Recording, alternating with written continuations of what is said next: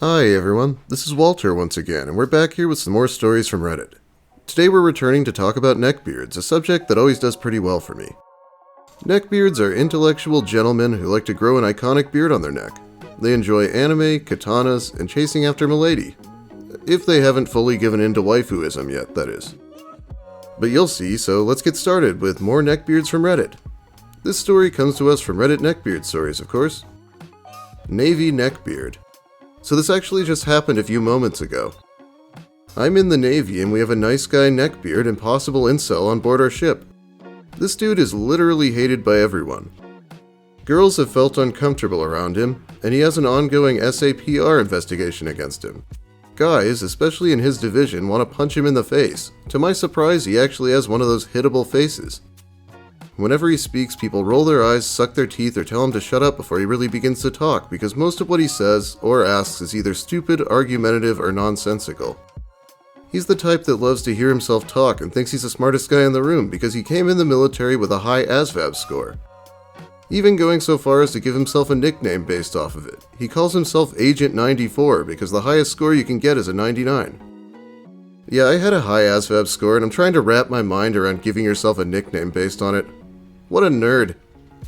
And no, I don't think I can compare mine to this guy's. They've retooled the test since then. The dude smells like sour sweat and unwashed feet. No, really, his breath smells like rotten plums, he has bad foot odor, and even though his job requires him to be mostly outside in the heat, he showers every other day because he's too tired. He was threatened with shower watch, being forced to take a shower and someone watching you bathe, if he didn't start being hygienic. Even still, he talks like he's the man around town because he thinks every girl wants him and guys are jealous of him. He listens to audiobooks on how to pick up girls. He talks about women like they owe him sex just because he exists. He thinks if he encounters a girl and talks to her a few times that she must be interested in him, so he'll start being a creep. He'll try to sit with her, smell her hair, and other creepy things. He tried to holler at another girl who was in a relationship with another guy on board. Agent 94 says that he doesn't care and that he could outfuck the guy, whatever that means. The girl told her boyfriend, who got furious and was on his way to fight him until I talked him out of it. Agent 94 acts like he could have taken him on, but I could tell he was spooked. Today I was in the mess decks, downloading and saving movies and anime that my wife sent me before we get underway. He walks by and sees I'm downloading some classic anime like Outlaw Star, Scried, and Yu Yu Hakusho. He then goes on a tirade about me not knowing good anime, and he can show me good ones. I ignore him. He then notices a folder titled Nasties and inquires about it. I tell him it isn't his business. He puts two and two together and blurts out loud that they are X-rated files. He then asks if I could share the files with him. I tell him no because they're of a specific person. He then says, "Your wife?" I say yes. I get up to go get some water, which is only a few feet away. My mistake. I turn around to find this man on my computer clicking on the folder. He then has the audacity to say slimy things about her and if he could get some of the pictures/videos. I lost my shit and picked him up and slammed him against the bulkhead, Navy word for wall. I cursed him out, telling him everything wrong with him and his life. Other shipmates tried to pull me off of him, saying it wasn't worth it, but I was too upset.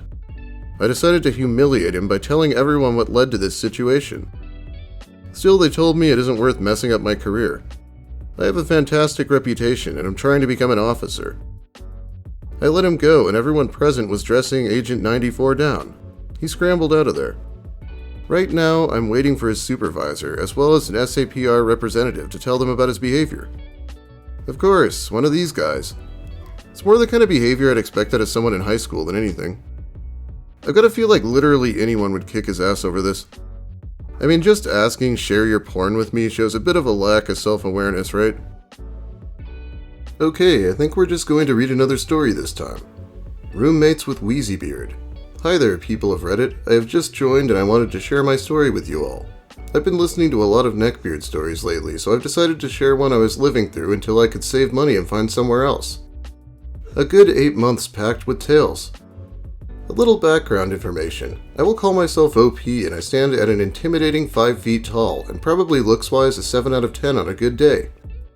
I have an abusive background, so I think that has made me quite the pushover. New Year's resolution is to grow more of a backbone. The neckbeard of this story I will call wheezybeard.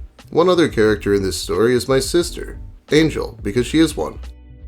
This story begins when I had to leave my old house with my lovely roommates because the owner had to move back in. So, desperate for a place, I looked on flatmates.com and messaged as many as I could. I had an almost instant reply from an old lady's ad saying I could come check out the house tomorrow and get the key then. It was cheaper than the last place and not too far from where I worked. Relieved, I immediately messaged back, thanking her, and told her I'd be there around 11 if that worked for her. She said yes, it does. Then I started packing up my old room and called my sister to ask to help me move. She said yes, she was only available to help the next day. She'd be there first thing and we'd get a nice breakfast after loading everything into her car.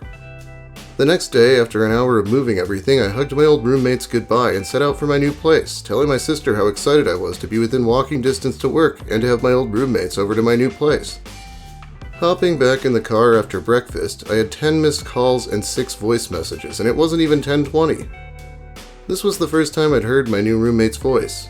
It was not an old lady. It was a very scratchy man's voice asking where I was, sounding more and more cross with every message, saying if I wasn't taking their offer seriously to F off, that if I'm going to be unreliable, this would not work out. I immediately called him back. After a few seconds he picked up and the conversation went as follows.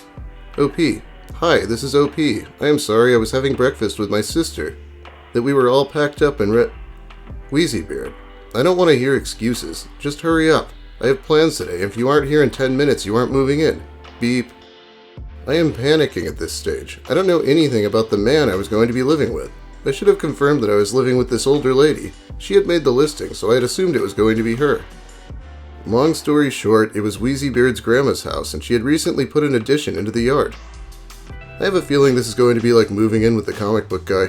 I talk about red flags and dating a lot, but having this be your first experience with a landlord has got to be a pretty big red flag. I had a whole car full of my belongings. I didn't have money for a moving van. My sister said for me to calm down, that worst case scenario I could stay at hers. I had no license and she lived nowhere near public transport, so it was not ideal, plus there wouldn't have been much space. We pulled up at the address with a few minutes to spare and knocked on the door. A few minutes passed by, no answer. Knock again, nothing. I decided to call this number and find out what the plan was. He answered the phone telling me to go through the side gate. Weird request, but okay. My sister had 000 Australian police typed in her phone just in case. After walking around the side of the house, we saw a 2-story granny flat. A very large man appeared, squeezing through a sliding glass door, red in the face, panting like he'd run a marathon. About time, he huffed. I immediately launched into how sorry I was, that I hoped we could put this behind us and be friends. He sort of stiffened up as we walked closer. This man stunk so bad, I doubted he had ever had a shower. His hair was matted. He would often hide it under his fedora. Yes, he had one.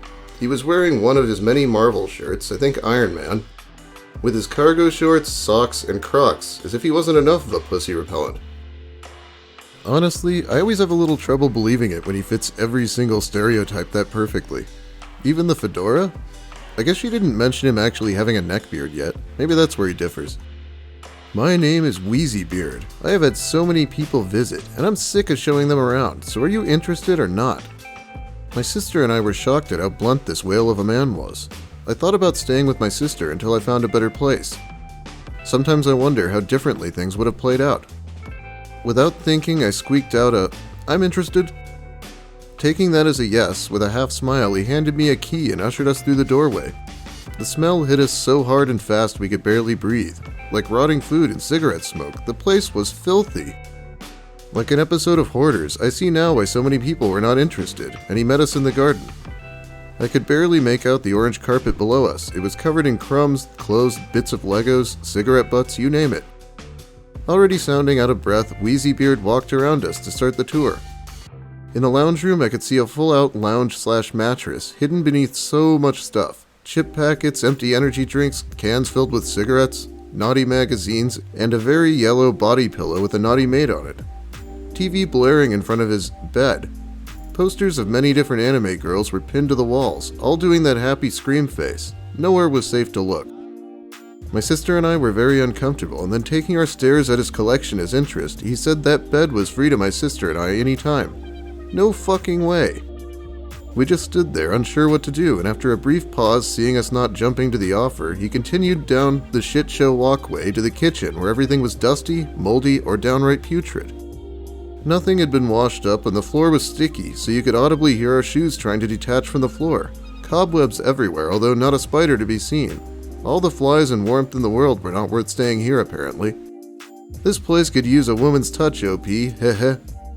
This guy was making my anxiety levels go through the roof at this point, but still ultimately better than moving back in with my parents. Bathroom looked barely used with an old towel that had streaks on it and what I hoped was beard hairs everywhere. No toothbrush and cigarette butts overflowing the ashtray near the sink. Finally, we got to my room. Safe to say it did not look exactly like the pictures. There was a bit of furniture, a smashed TV, and dust everywhere, but it wasn't nearly as bad as the rest of the house. Wheezybeard then cleared his throat. "Alright, ladies, I'm going out while you organize the room. The TV needs to go out the front for trash collection tomorrow. Don't be a stranger, Angel." We figured we needed to go out anyway, so we carried the TV out to the bins, put everything on my new bedroom floor. We put down a tarp for my mattress and piled everything on top until we could clean the floor. We then went to the shops to quickly buy cleaning supplies and my own kitchenware. No way was I touching anything of his.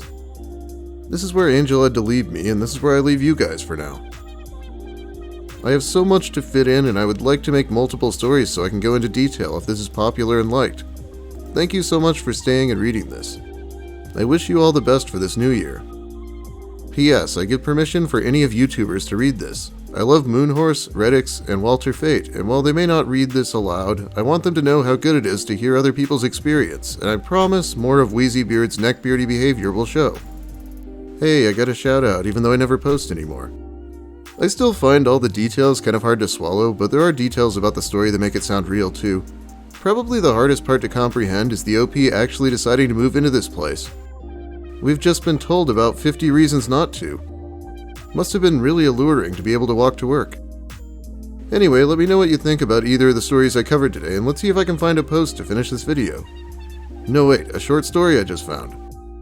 My 23 female boyfriend, 28 male, is really into anime and has several waifus, and I'm not sure how to feel about it. So we have been together about 1.5 years. He is really into anime. I like anime too, just not as much as him. He told me he had a waifu from day one and it didn't bother me at that time. However, we officially moved in together a few months ago and now I am seeing the full extent of his waifu love. For context, we share an office. Half of it is his and half of it is mine. On his side, he has posters, figurines, etc. He essentially has a shrine to her in our office. Most of these figurines are very graphic and sexual. Even the background on his computers is all of his waifu. He has several other waifus as well, but there is a main one. Even when we talk about anime together, he will talk about how beautiful some of these anime girls are. Truth be told, it makes me a little jealous even though these aren't real people. It doesn't bother me that he has anime figures. I love that he has something he is so passionate about, but I hate how sexual all of his stuff is. It makes me feel uncomfortable and frankly a little insecure. He also bought this video game where you can essentially sleep with different waifus. There had been times he doesn't want to hang out because it is waifu time. He is playing the waifu game. At first I said I was okay with it all because I was trying to be open-minded, but now it's getting to be a bit much. I'm not sure what to do. I've mentioned I'm uncomfortable with him, but I don't think he realizes the extent to which I am. I know this is something he loves and I don't want to take all of it away. I just want him to dial it back. Any advice on how to handle this or what to do next would be appreciated. I have no idea what to say about that, but let's all have a laugh about this guy turning down spending time with his actual girlfriend to have his waifu time. Anyway, that's about all the time I have for you today. Thanks for watching, everyone. If you liked the video, please give it a like. If you have something to say about the stories I covered today, let me hear it in the comments. Comments might still be good for the algorithm, for all I know. If you're new here, consider subscribing for more of the same. At least we're going to be posting some content this week. Now it's time to thank my awesome patrons who help me by supporting me directly. Thank you so much.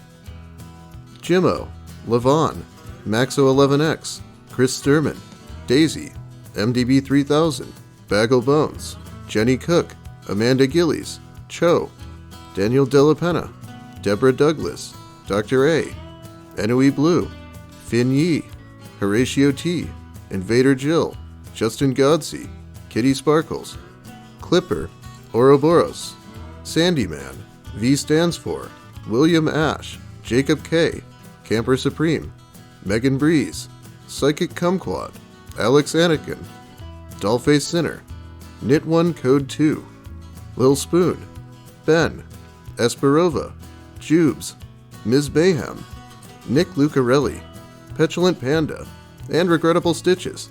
Thanks so much again. I'm definitely guaranteeing some more videos in the near future here. I just went and got a ton of stories from Reddit relationships and similar subreddits that I'd like to cover, so we'll see how that works out. Well, have a great night, everyone, and as soon as this upload is done, it's gonna be waifu time.